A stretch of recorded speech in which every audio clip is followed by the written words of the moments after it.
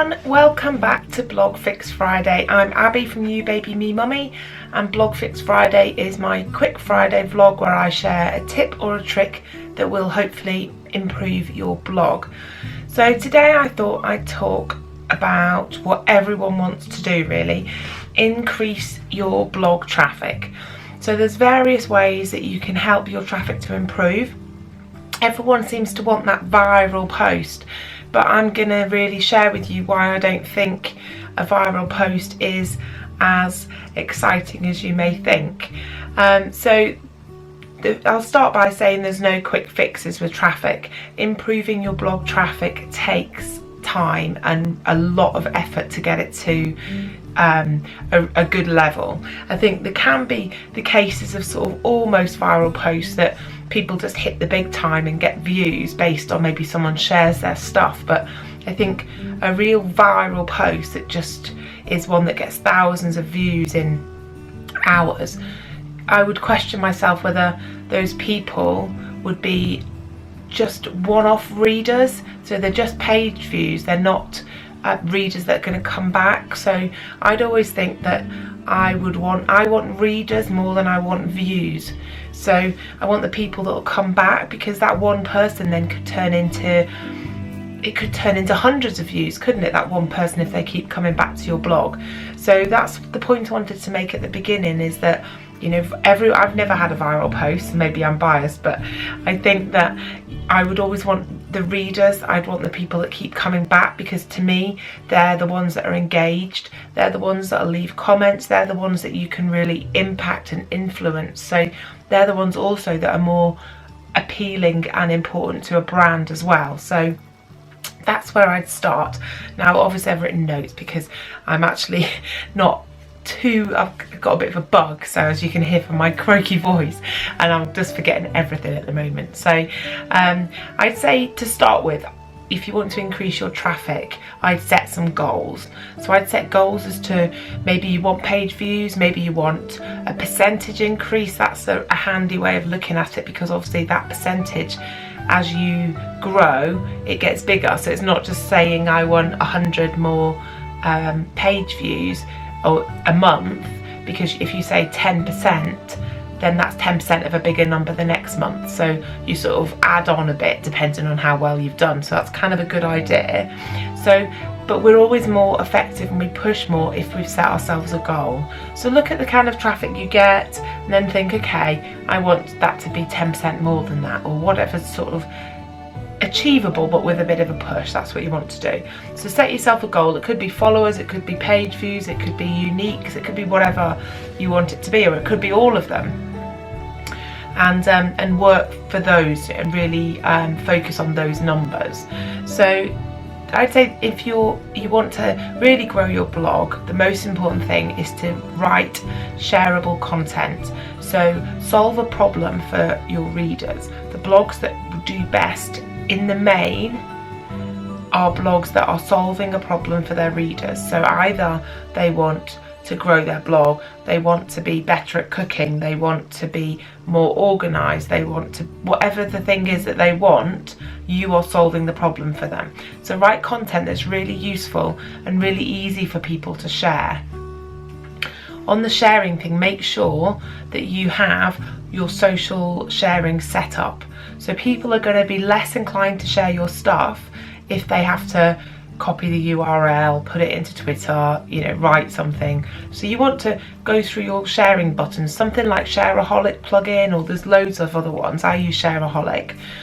Go in and make sure the buttons are set up right. So you don't just want it to be the URL, you want it to be the blog post title, the URL, and your, for example on Twitter, your Twitter handle. Because if people take the time to share your stuff, you should take the time to say thank you for sharing that. If you do, they're more inclined to say they'll share, you know, to share it again. So that's really important, and I go into many posts a week to share them that the person's Twitter handle isn't in there. Now I'm kind of, you know, I'm a nice, generous, spirited person, so I'll put the Twitter handle in there, or I'll tweet them to say, you know, you might want to put it in, because you just want to keep a track on who's sharing your stuff. You might want to go back and share something of theirs in return, but if your Twitter handle's not in there, likewise, if someone clicks the share and it's just the URL, are they going to be bothered to then go and write what the post is at the beginning of it? But this can all be found in the settings part of the plugin that you use to share. So it take you 5 seconds to go in and make sure that the title, it'll just put title in some sort of code so that it will pull the new title each time. But just make sure you're at You Baby Me Mummy or whatever is included in the share. So that's a little bit of sort of housekeeping really. Look and see in your niche what does well. So what seems to get the views or the pins for other bloggers. Make sure it fits with what you do. But with, you know, if you're a food blogger, what food stuff's really hot at the moment? You know, have a look round. Don't copy them, but do it in your own spin, so that you know what the demand is. Use Google to type in the first bit of whatever the post is you're thinking of and see what people are searching for, so that you're giving people what they want. So you make sure you share your posts on social media. So as soon as you have written a post, make sure it's got a pinnable image. If it's a helpful post, pin it to Pinterest, share it on Twitter a few times. Don't be afraid to share your stuff on Twitter. Twitter moves fast, so you can afford, people follow thousands of people, so you can afford to share the same post multiple times.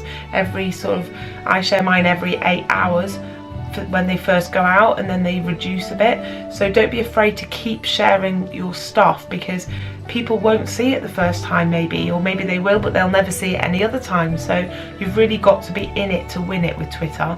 Share it once on Facebook, share it a few months down the line on Facebook, but Facebook's slow, so Facebook's kind of, you know, you'd want to share it less on Facebook because it hangs around more.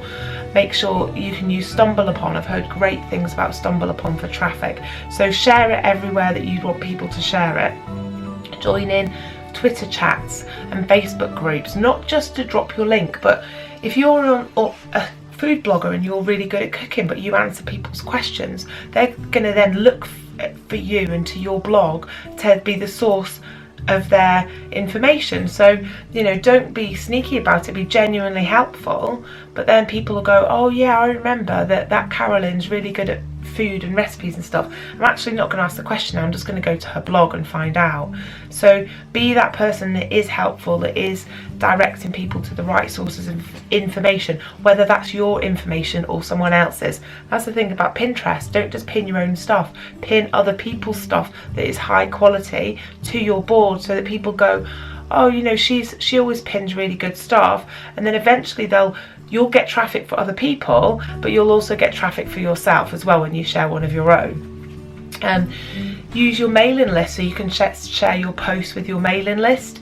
You can share your post on the bottom of your email signature.